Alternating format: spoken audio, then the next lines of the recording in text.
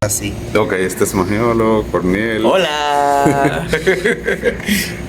Bueno, buen día. El día de hoy nosotros tocaremos el tema de las nociones básicas de radiología clínica.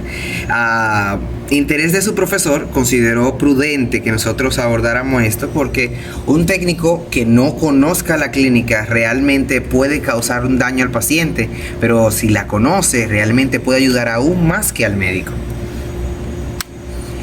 Una de las patologías más frecuentes que tenemos en nuestro país son las fracturas. Nosotros tenemos expertos en acrobacias en nuestro país y por ende las mismas son muy comunes, aunque por razones desafortunadas siempre tenemos que prestar atención.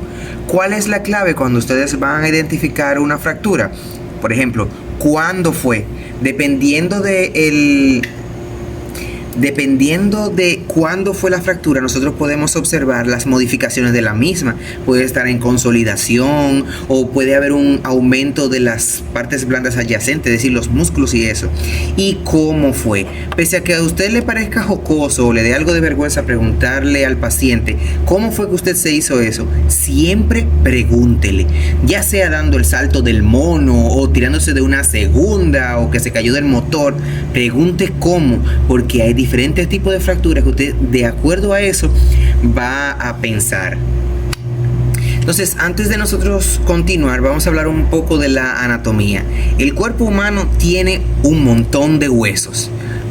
Decimos que son más de 200 sin contar los huesillos del oído, y cada uno de ellos se puede romper. Pero vamos a tomar como ejemplo los huesos largos. Tenemos una epífisis proximal o la cabeza, una diáfisis o el cuerpo y una epífisis distal, que es la que usualmente se articula con los otros huesos. Ok, si ustedes tienen una lesión en la epífisis proximal, normalmente el dolor es extremadamente intenso. El paciente no puede mover la articulación. Igual sería que si hubiera en la porción distal, pero si es en la diáfisis pueden pasar muchas cosas, desde que al paciente no le duela absolutamente nada hasta que el paciente lesione un vaso importante que esté próximo a esta. Ahora, ¿cuáles son los tipos de fracturas?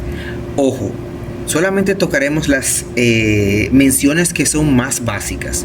Y con las menciones más básicas digo lo básico entre lo básico.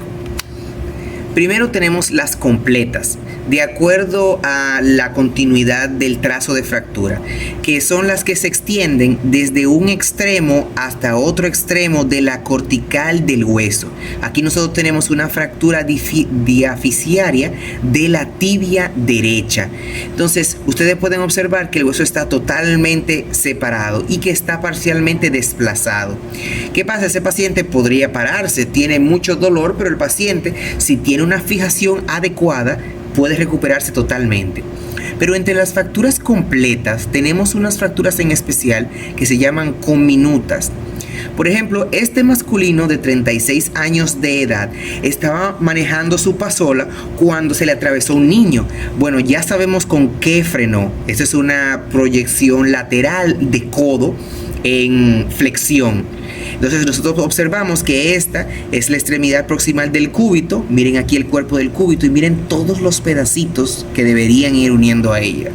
Entonces, cuando ustedes ven una radiografía así, lo primero que tienen que hacer es el qué.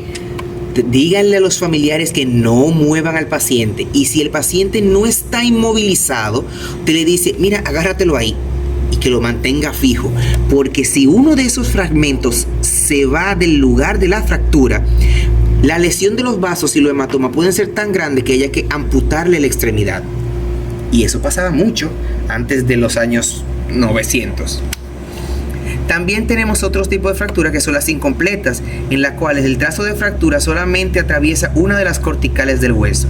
Acá nosotros tenemos una radiografía lateral de muñeca, en la cual el trazo de fractura solamente llega hasta la mitad del canal medular. Y entre las fracturas incompletas tenemos las arqueadas. Estas son más frecuentes en niños, pero se pueden dar a cualquier edad si el paciente tiene las condiciones, que son muchas. El punto es que acá nosotros tenemos esta paciente de 32 años, la cual sufre de osteoporosis. La misma tuvo un trauma, le tiraron una pelota de básquetbol y se defendió con el antebrazo. Miren cómo se describe la curva de convexidad medial. ¡Ay, caramba! Pasen los programas en vivo. De convexidad medial en el antebrazo. ¿Ven qué curvo está?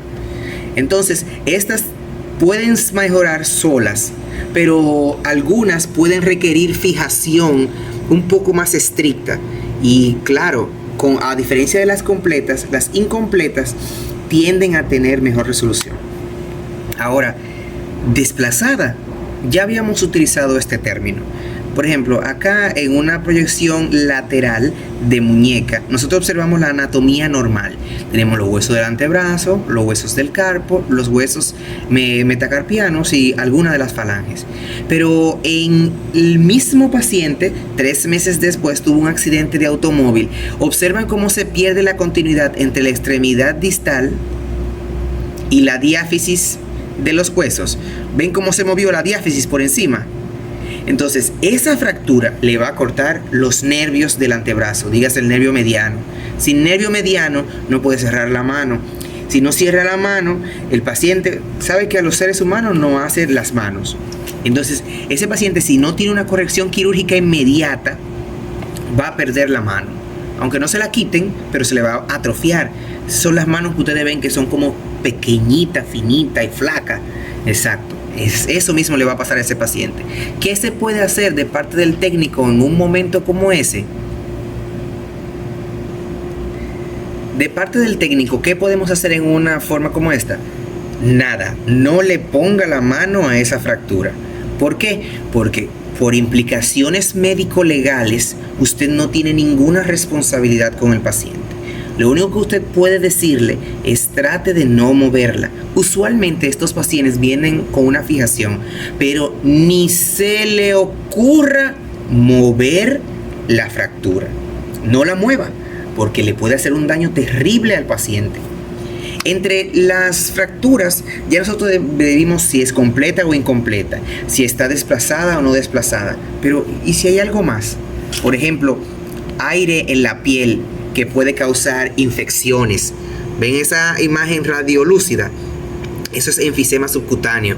Pero no solamente eso, los pedazos están dentro de la piel. Y no solamente eso. ¿Y qué son esas imágenes de alta densidad que se observan? A este individuo lo atraparon en un acto delictivo y le dieron un perdigonazo en la parte media del hueso húmero. Entonces, todos esos que se observan acá son los perdigones. Es importante valorarlo. Porque si por cualquier razón la técnica no le permite a usted dar una imagen adecuada, pero sí se ven los artefactos de los cuerpos extraños, es bueno que usted sugiera al médico que le haga otra incidencia para complementar el estudio.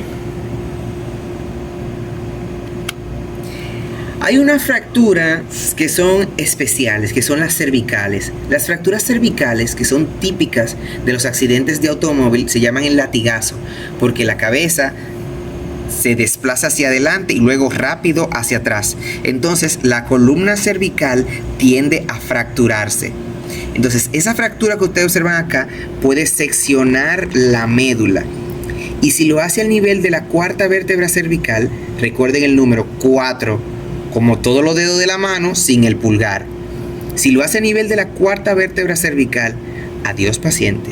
De que si le llega vivo a usted, ahí sí tiene que hacer algo. Trate de que inmovilizarle la cabeza si hay una Magdalena o llame a un médico. Preferiblemente llame al médico porque ese paciente se muere. Ahora, las patologías del tórax son muchísimas, pero muchas. Nosotros vamos a tratar las más básicas.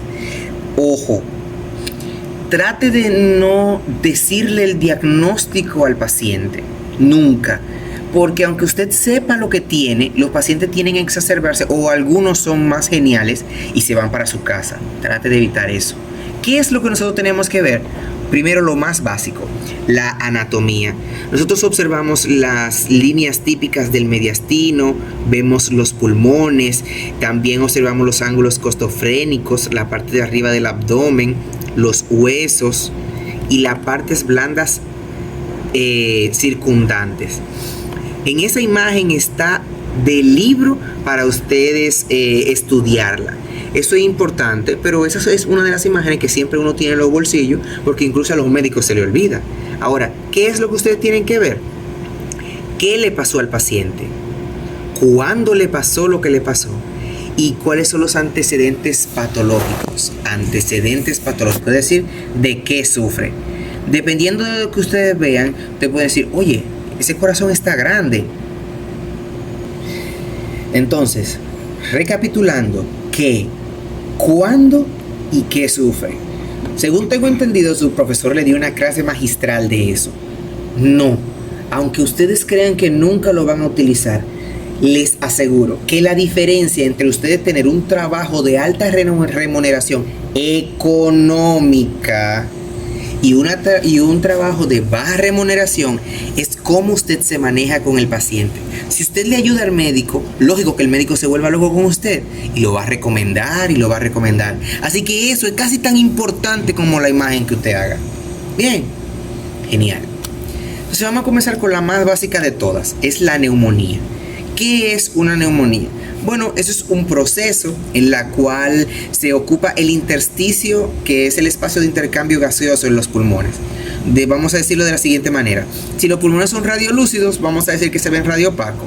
Por ejemplo, en esta imagen que observamos acá, en una radiografía de tórax PA, se observa una imagen radiopaca que se observa en el tercio inferior del campo pulmonar derecho, la cual se asocia a algunas bandas que están traccionando parcialmente el ilio.